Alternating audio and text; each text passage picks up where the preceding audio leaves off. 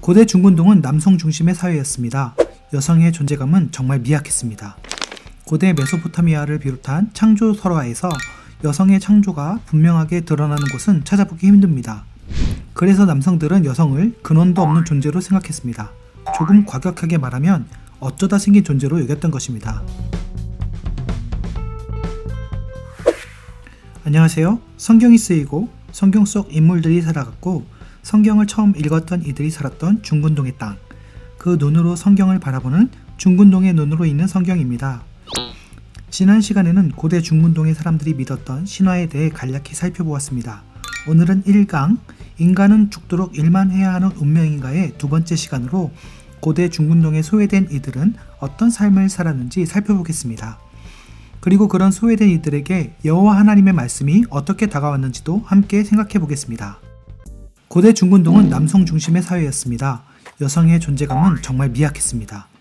고대 메소포타미아를 비롯한 창조 설화에서 여성의 창조가 분명하게 드러나는 곳은 찾아보기 힘듭니다. 그래서 남성들은 여성을 근원도 없는 존재로 생각했습니다. 조금 과격하게 말하면 어쩌다 생긴 존재로 여겼던 것입니다. 그런데 성경의 창세기에는 여성을 남성과 동등한 존재라고 말하고 있습니다.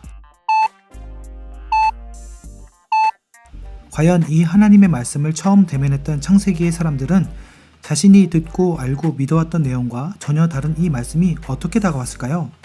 그리고 창세기를 처음 썼던 성경 기자는 이 말씀을 감당할 수 있었을까요? 창세기 1장 27절의 말씀을 읽어보겠습니다. 하나님이 자기 형상 곧 하나님의 형상대로 사람을 창조하시되 남자와 여자를 창조하시고. 고대 중근동의 신은 승리의 대가로 어마어마한 규모의 신전을 차지하게 됩니다.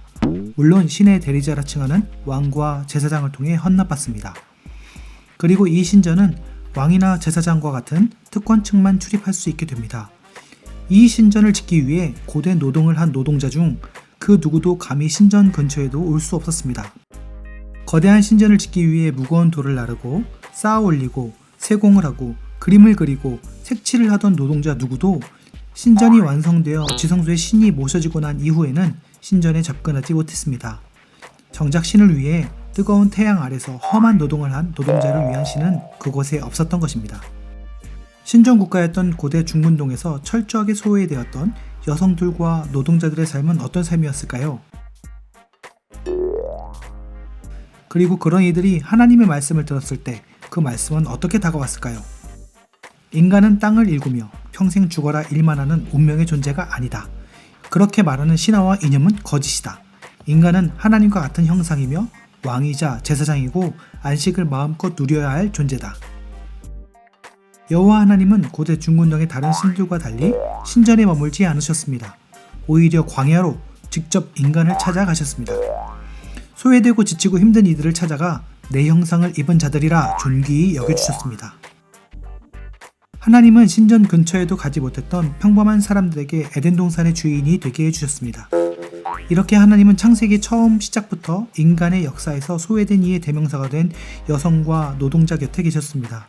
하지만 안타깝게도 인간은 왕과 권력자와 승리자를 찾아가고 경배하고 꿈꾸며 하나님 곁을 떠나갔습니다. 다음 시간에는 앞선 두 번의 내용을 토대로 창세기를 처음 읽었던 고대 중근동에서 살았던 이들에게 여호와 하나님은 어떤 분이셨는지, 그리고 우리에게 창세기는 어떤 의미여야 하는지도 적용해 보려고 합니다. 오늘 두 번째 시간은 어땠나요? 중근동의 눈으로 성경을 조금 맛봤는데 창세기의 말씀이 더 가까이 다가왔나요? 다음 주에도 한 걸음 더 성경의 땅으로 다가가 보겠습니다. 감사합니다.